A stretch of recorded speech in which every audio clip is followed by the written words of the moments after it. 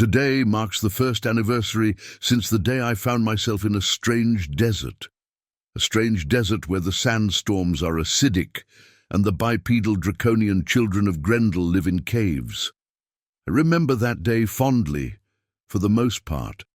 It was a strange, exciting, and yet frightening adventure all at once. I think it is definitely worth commemorating. Took a trip to the Dead Sea, and along the way, I stopped to admire the nature of the desert, not far from Qumran. I am sure everyone has heard of that place, where the Dead Sea Scrolls were found. There is a unique beauty to the Judean desert, one unlike anywhere else in the world. Perhaps it is the ungodly heat of the region that makes it all so unique. There are places hotter than the Dead Sea, but what makes it so hot is the fact it is the lowest point on the surface of the earth. Maybe the area around the Dead Sea has that special feeling because of the contrast in heights. Imagine yourself standing some 700 meters above the lowest point on earth looking down. It is a sight to behold. I have been there a few times myself. Anyhow, I have roamed around these hilltops for a while, losing myself in the beauty of the whole area. Who would have thought that a desert could be so alluring? Well, yeah, the desert can be a lovely place to explore and travel around. I am digressing, however. I ended up making my way into some cave on the side of the cliff. Not one of the famous Dead Sea caves, one completely unrelated. There isn't even much of a road in that part of the mountains. If I had to explain how to get there, I would say one has to get off Route 90, just ahead of Kalia, and turn left, and continue until you have reached the middle of nowhere on the Judean mountains. Honestly, just leave your car before the climb gets too stiff, and then continue by foot if you are interested in making the trip. Also, I think this is worth mentioning, but I feel like this one was man-made. Some of the caves in Qumran aren't natural. This one, it is definitely a special cave, a special place if you ask me. Once I stepped into this cave, I felt a hot and thick stream of air and dust brush against my body. So thick, I felt the dust make its way into my nose, causing me to go into a fit of sneezing. My lungs started itching, and my eyes immediately welled up. I coughed up whatever dust made its way into my mouth and brushed my face before jogging out of the cave. I thought there was just a build-up of desert sand particles in that cave and bolted out of there.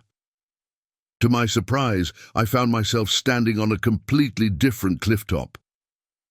The desert in front of me was completely different. The sand, it wasn't typical sand, it was almost glistening in a golden tint under the bright sun. I turned back to the cave, and much to my surprise, instead of one cave, there were several of them. I stood there for a few moments, wondering if I had missed the other cave openings when I climbed up that mountain. My thoughts were cut off by a blast of blistering hot wind hitting my face. I looked to my north and noticed a titanic cloud of dust making its way towards the mountain. I was going to turn into the cave and hide in it until the storm passed, but something caught my eye. Someone, rather. Actually, it was a group of people and some kind of animal in their possession. Or so I thought. I saw a bunch of human figures running up the side of the cliff. They ran faster than humans should be able to. The whole scenery felt a little surreal. Everybody knows you better lie low if you can't find shelter in a sandstorm. The storm was growing ever closer with each passing second, and before I could even notice, the group was nearly on the clifftop. One of them fell down, and the storm caught up to that figure. I couldn't tear my eyes away from what came next. The winds tore the clothes and chunks of flesh off of the figure like they were acid. The howls of pain echoed throughout the entire area, and within a couple of seconds, they were nothing but snorting and gurgling sounds that barely reached my ears. The others didn't even look back at their fallen comrade. It was like they were used to that kind of thing. I was so focused on the grotesque sight before me that I didn't even notice the storm about to hit the side of the cliffs. Good thing a hand grabbed my collar and pulled me into a cave before I could be consumed too. I turned around to thank whoever it was that saved my life. Then I realized I was surrounded by a group of humanoid entities clad in all black who spoke in syllables and clicks I couldn't understand. At that point, I noticed their pet was something akin to an oversized wolverine without the excessive aggression of one. Clearly they weren't local, but I was grateful regardless, albeit taken aback a little by the entire ordeal. I was somehow stuck in a sandstorm that melted people and came out of nowhere. On top of that, they were covered in black cloth from head to toe, leaving only their strange eyes visible. Their eyes were weird because their sclerae were some sort of dark brown color. However, these eyes seemed fairly human. They were talking amongst themselves in what seemed to be like an ever-increasing tone. One of them started pointing and waving its arms in my direction while the other was defending me. I think, not wanting to escalate the situation even more, I decided to resign myself. And at that moment I noticed that the cave we were in was actually a cavern. I told the creatures, who probably didn't understand me, I was going for a walk and made my way into the dark unknown. I roamed around the cavernous tunnels for a while. My watch was still functioning, so I could monitor the time spent in the cavern. It turns out I was walking around the dark, ever-increasingly moldy tunnels for over 2 hours. In the depths of the underground system, I found a luminous mold. The whole tunnel was lit up with bright green and blue lights. It is a sight I will never forget. It was truly otherworldly. The whole time I could hear the wails and moans of the acidic sandstorm outside. The idea that I could hear the wind from within the ground made me shudder whenever a particularly loud wail reached my ears. Without noticing, I ended up making a full circle and returning to the large space near the exit of the cavern. The clan of strange nomads was seated around a makeshift fire. They were eating something, one of them feeding pieces to their equally strange pet. One of the creatures called out to me in a series of squirrel-like squeaks I couldn't understand. I mentioned not being able to understand it. Once we both finally concluded that there was a language barrier, the creature motioned to me with its arm to sit beside it. I sat there, and it offered me a piece of whatever they were eating. Some sort of meat. It was probably the worst thing I have ever tasted. If I had to compare it to anything, I would say it is like eating the hide of a walrus in structure. It also had a taste reminiscent of what a new boot would smell like. I couldn't complain, though, as I was still stuck with this clan in the middle of a deadly sandstorm. We were eating all together around the fire, and the storm seemed to subside. I was enjoying my time in the company of the alien clan.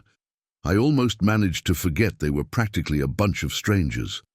As we sat there, enjoying our meal, one of them ran out of the depths of the cavern screaming bloody murder.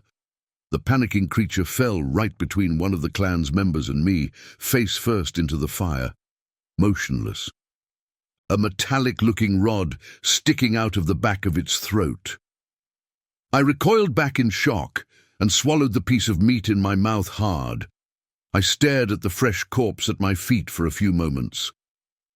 At that point, my stomach turned, and I could sense a bit of the gastric acid making its way up my throat. The other clan members shot up to their feet, pulling out daggers and other makeshift weapons they had on their person from the pouches draped across their legs.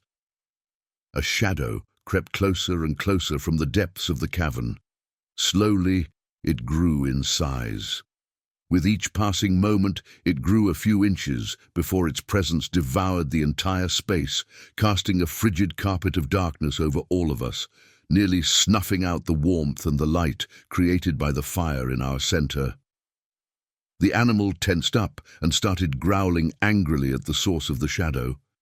It sounded like the mix of a few dogs growling in tandem. The shadow kept on expanding over us until there was nothing but sheer darkness all around the space. The fire wasn't sufficient at this point, and a cold sweat made its way across the back of my neck and down my back. The hairs on my body stood up. From the darkness emerged a creature, clad in all black too, dressed in some sort of gas mask. I couldn't make out its facial features, but I could clearly see the eyes. They glistened as a result of the light of the fire. It had the eyes of a deep-sea fish.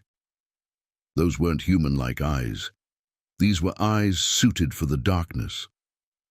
The thing made its way slowly, each step clearly calculated. It was taking its sweet time with us. I swallowed hard again, unable to handle the tension in the air. One of the clan members rushed towards the creature, attempting to stab it, but their weapon didn't do much. In fact, it didn't even touch the monster. One of the nomads grabbed me by the arm and pulled me upwards and behind them as if to show they were going to protect me. I complied, not thinking too hard about it all, even though in my heart of hearts I knew we were doomed.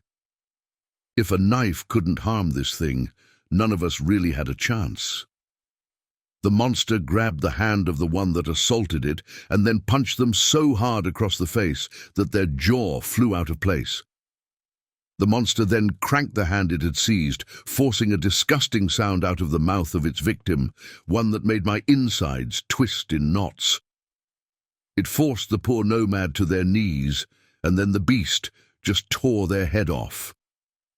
Orange blood sprayed all over, and my vision turned blurry as my heartbeat skyrocketed. The pet of the clan members ran up to the monster and bit it by the leg. The monstrosity didn't even register the bite. There was a flash of light, and the beast convulsed and fell down. The furry creature let go of the leg and ran up to its owners.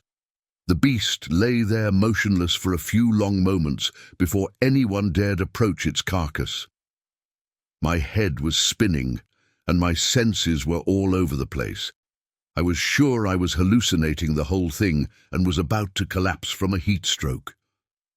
Finally, one of the nomads approached the fallen beast and removed its mask. I stood up and joined in with the group to observe the grotesque thing beneath the strange mask. Its head was something draconian, scaly and thick. It was grey like a stone, and the features were fairly reptilian.